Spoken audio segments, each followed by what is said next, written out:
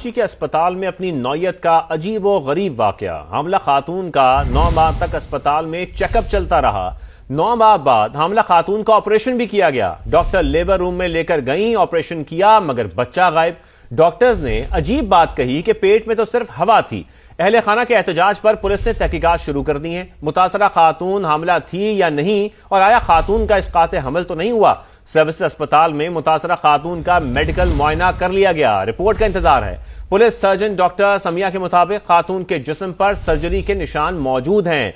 महफूज medical report 2 से 3 रोज में सामने आएगी। मजीद जानते हैं शाहनवाज कादरी से। शाहनवाज, क्या मामला है, क्या तफसीलात सामने आ रही हैं इस हवाले से?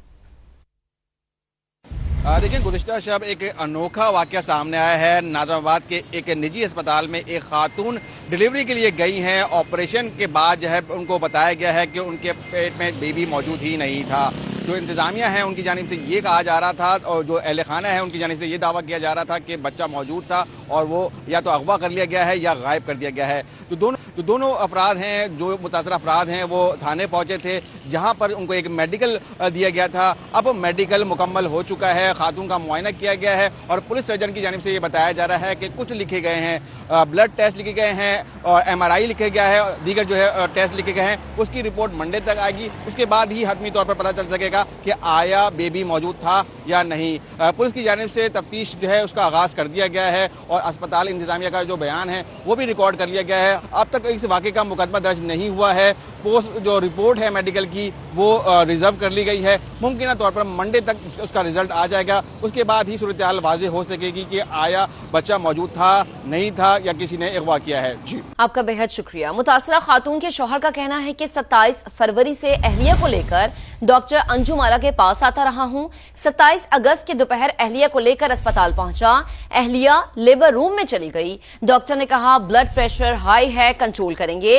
रात 12 बजे डॉक्टर आई और कहा कि सब लोग मरीज से मुलाकात कर लें, ऑपरेशन के लिए लेबर रूम में लेकर जा रहे हैं। कुछ देर बाद डॉक्टर बाहर आई और कहा कि आपकी डिलीवरी थी ही नहीं, पेट फूला हुआ है, इसमें गैस थी।